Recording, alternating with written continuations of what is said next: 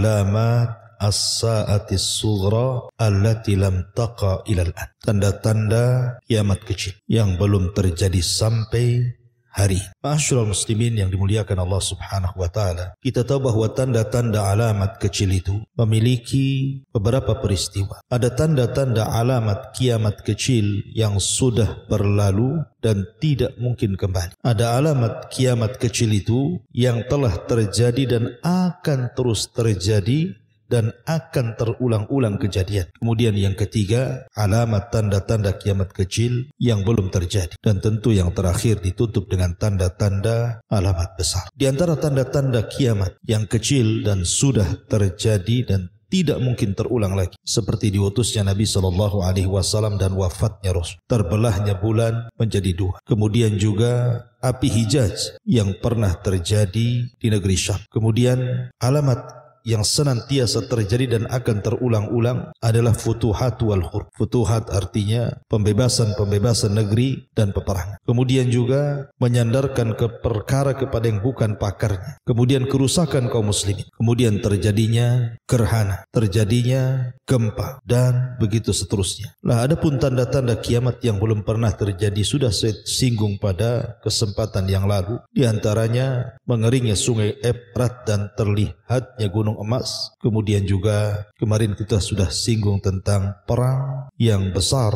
yang disebut dengan Malhamatil Kubra. Lalu apalagi tanda-tanda kiamat yang belum pernah terjadi tetapi akan terjadi di akhir zaman? Munculnya seorang laki-laki dari Qahtan yang membawa tongkat dan menggiring manusia. Ma'asyiral muslimin yang dimuliakan Allah Subhanahu wa taala, dalam sebuah hadis Nabi SAW mengatakan, la taqumus sa'atu hatta yakhruja rajulun min Qahtan yasukun nas bi'asa. Tidak mungkin tegak hari kiamat sampai keluar seorang laki-laki dari suku Qahtan Arab yang menggiring manusia dengan tongkat. Ma'asyiral muslimin yang dimuliakan Allah Subhanahu wa taala, kita tahu bahwa ada 5 manusia yang termasuk min alamati sa'ah, dari tanda-tanda kiamat, dan 5-5-nya akan muncul di akhir zaman. Yang pertama, Al-Mahdil Muntadhar, Muhammad ibn Abdullah atau Ahmad ibn Abdullah, yang akan mengusung khilafah ala minhajin nubuwah. Kemudian yang kedua, Isa bin Maryam, yang akan turun di akhir zaman, yang akan membunuh Dajjal, mematahkan salib, membunuh babi, dan berhukum dengan hukum keadilan, dan akan mengislamkan banyak dari kalangan ahli kitab sebelum wafat. Kemudian yang ketiga, Dajjal. Dajjal adalah seorang manusia sama dengan kita, tetapi memiliki penampangan yang sangat buruk sekali. Karena dia bermata satu. Kemudian juga betisnya bengkok, pendek, berperawakan banyak cacat, tetapi memfitnah manusia di akhir zaman. Kemudian yang keempat dan yang kelima yang kita akan bahas. Pertama, seorang laki-laki dari Qahtan, dan yang kelima, seorang budak yang bernama Jahjah. Inilah 5 manusia yang akan keluar di akhir zaman. Al-Mahdil Muntadhar, Muhammad ibn Abdullah, Isa bin Maryam, Dajjal, seorang raja dari kabilah Qahtan, dan seorang laki-laki yang bernama Jahjah. Nabi SAW mengatakan, la taqumus sa'ah hatta yakhruja rajulun min Qahtan yasukun nas bi'asa. Dia akan tegak hari kiamat sampai keluar seorang laki-laki dari suku Qahtan yang akan menggiring manusia dengan tongkatnya. Dalam riwayat seperti menggiring hewan-hewan kambing. Ada beberapa tafsiran para ulama, di antaranya Imam Al-Qurtubi, Al-Hafidh Ibn Hajar dan yang lainnya. Apa yang dimaksud menggiring manusia seperti menggiring kambing dengan tongkat? Ada yang mengatakan bahwa ini simbol kelembutan, simbol keadilan. Ketika menggiring kambing tentu dengan lembut dan adil. Tapi ada juga mentafsirkan sebaliknya. Maksudnya ketika dia menggiring kambing itu dengan cara mencambuknya, menunjukkan kezaliman. Wallahu a'lam. Karena sebagian ulama mengatakan seperti. Kemudian Nabi SAW mengatakan, la yadhhabul lail wan nahar hatta yamlika rajulun minal mawali yuqalu lahul Jahjah. Dan tidak akan pergi siang dan malam sampai datang seorang laki-laki yang akan berkuasa, yang laki-laki itu disebut dengan Jahjah. Jahjah itu artinya suara yang melengking, yang membentak. Terjadi silang pendapat, apakah rajulun minal Qahtan, laki-laki dari Qahtan itu, dari suku Himyar Yaman, adalah Jahjah, ataukah Jahjah sendiri dan seorang laki-laki dari Qahtan sendiri? Sebagian mengatakan bahwa ini 2 orang yang berbeda. Kenapa? Karena rajulun minal Qahtan ini orang merdeka dari kabilah Qahtan, dari kabilah Himyar Yaman. Tapi Jahjah ini bukan orang merdeka, mawali, mantan budak yang dimerdekakan. Ma'asyiral muslimin yang dimuliakan. Tapi ada kemiripan, dua-duanya akan berkuasa di akhir zaman. Tapi kapan waktunya? Wallahu a'lam. Hanya Allah subhanahu wa ta'ala yang tahu tentang waktu berkuasa dua laki-laki. Rajulun minal Qahtan dan juga rajulun yuqalu lahu Jahjah. Seorang laki-laki yang dikatakan dari negeri Qahtan dan seorang laki-laki yang dikatakan Al-Jahjah. Ma'asyiral muslimin yang dimuliakan Allah subhanahu wa ta'ala. Kemudian juga di antara tanda-tanda kiamat yang belum terjadi adalah munculnya seorang laki-laki dari Ethiopia, dari Habasyah, dari kelahiran Abrahatul Asram yang pernah menghancurkan Ka'bah tetapi tidak bisa karena diserang burung ababil. Seorang laki-laki yang sangat buruk perangainya namanya Dzu Suwaiqatain. Suwaiqatain ini diambil dari kalimat sak, dan sak itu artinya paha, pemilik dua paha, karena pahanya melengkung seperti busur, jelek jalan, berkulit hitam, sangar. Sebagaimana riwayat Ahmad dalam musnadnya dari Abdullah ibn Amr, dia mengatakan dia mendengar Nabi SAW bersabda. Nabi SAW bersabda, yukharribul ka'bata Dzu Suwaiqataini minal habasyati wa yaslubuha hilyataha wa yujarriduha min kiswatiha walakinni walakaanni anzuru ilaihi. Kata Nabi SAW, Ka'bah akan dihancurkan oleh seorang laki-laki yang bernama pemilik dua betis, Dzu Suwaiqatain, dari negeri Habasyah, di mana akan mengambil seluruh perhiasan yang ada terpendam di bawah Ka'bah dan akan menelanjangi Ka'bah dari kiswahnya, dan seolah-olah aku melihatnya, kata Nabi. Dalam riwayat Musnad Ahmad juga dari Abi Qatadah, Nabi SAW bersabda, yubaya'u li rajulin ma baina ar-rukni wal maqam wa lan yastahillal baita illa ahluh fa idza istahalluhu fala tas'al an halakatil ard thumma ta'til habasha fa yukharribunahu kharaban la ya'muru ba'dahu abadan wa humul ladina yastakhrijuna kanzah. Dari Musnad Ahmad dari Abi Qatadah. Di dalam Musnad Imam Ahmad di situ dicantumkan dari Abi Qatadah, Nabi SAW bersabda bahwa sesungguhnya akan ada laki-laki, maksudnya Al-Bahdil Muntadhar, akan dibaiat di antara sudut tempat Hajar Aswad dan makam Ibrahim, dan Ka'bah tidak akan dirusak kehormatannya melainkan oleh orang Arab sendiri, dan bila mereka telah merusak kehormatan Ka'bah maka itulah saatnya kehancuran bangsa Arab. Kemudian datang orang Habasyah meruntuhkan Ka'bah tersebut yang setelah itu tak pernah dibangun kembali selamanya, dan merekalah yang menggali harta yang terpendam di dalam Ka'bah tersebut. Ma'asyiral muslimin yang dimuliakan Allah subhanahu wa ta'ala, maka tanda-tanda kiamat yang belum terjadi, robohnya Ka'bah dan diambilnya pembendaharaan Ka'bah, bahkan Ka'bah akan dilucuti dari kiswah-kiswah. Kapan itu? Wallahu a'lam. Sebagian ulama mengatakan bahwa peristiwa ini setelah Isa bin Maryam diturunkan oleh Allah subhanahu wa ta'ala dan setelah wafatnya Isa bin Maryam. Ada juga mengatakan peristiwanya setelah terjadi azab kepada Ya'juj wa Ma'juj yang dibinasakan oleh Naghab,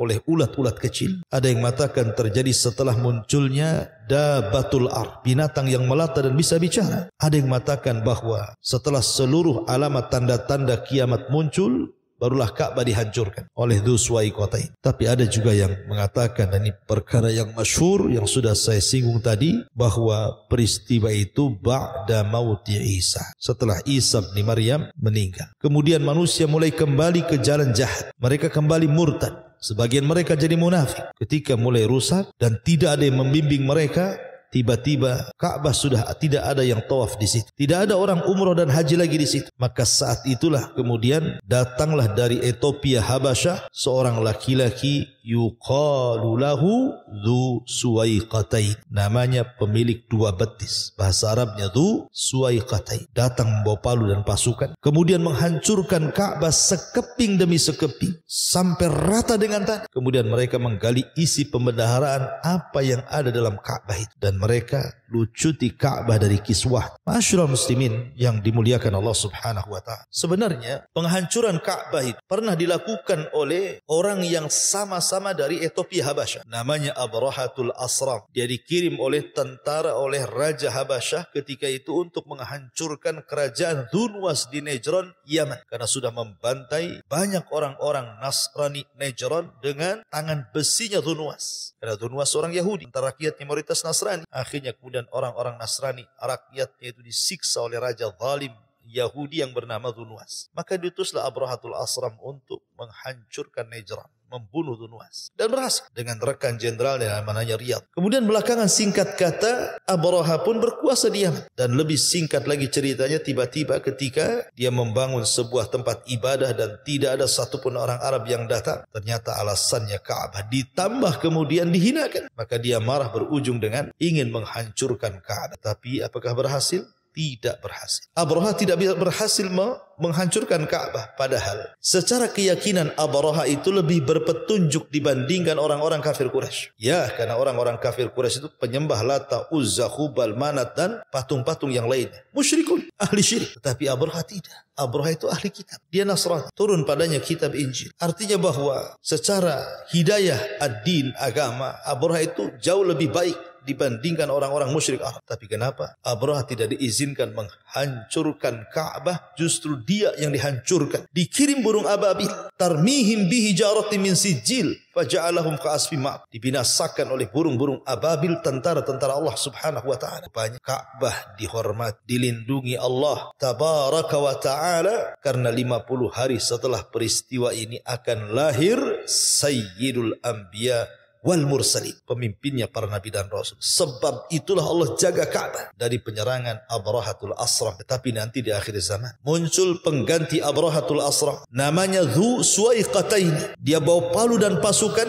dihancurkan Ka'bah sekeping-keping sampai dia ambil pembendaharanya. Dan itu satu di antara tanda-tanda kiamat yang belum berlaku. Masyaallah muslimin yang dimuliakan Allah Subhanahu wa taala. Sebenarnya Ka'bah sendiri sudah bolak-balik dirobohkan dan dibangun. Sejak zaman Nabi Adam alaihi salam sampai kepada Ibrahim, sudah tidak ada lagi bekas bangunannya, hanya pondasinya. Ibrahim menaikkan Ka'bah, Baitullah Al-Haram. Kemudian di masa Nabi SAW berusia 15 sampai 17 tahun terjadi banjir dan perang Fijar sehingga menghancurkan separuh Ka'bah. Akhirnya orang-orang Quraisy pun merobohkan semuanya dan membangun dengan cara bangunan yang baru dari harta yang halal, sehingga karena tidak cukup sehingga Ka'bah tidak dibangun semua, hanya bisa dibangun separuh. Hingga Hajar Ismail keluar dari Ka'bah. Kemudian di zaman Abdullah bin Zubair berkuasa, dihancurkan Ka'bah, dibalikin bangunan Ibrahim oleh Abdullah ibn Zubair, tapi oleh Ibnul Malik ibn Marwan dirobohkan lagi, kemudian dibangun seperti ala jahil. Maka di zaman Imam Malik rahimahullahu taala, Imam Malik dimintai fatwa tentang soal pembangunan Ka'bah. Kenapa tidak persis seperti bangunan Ibrahim? Kenapa kita tidak melakukannya? Karena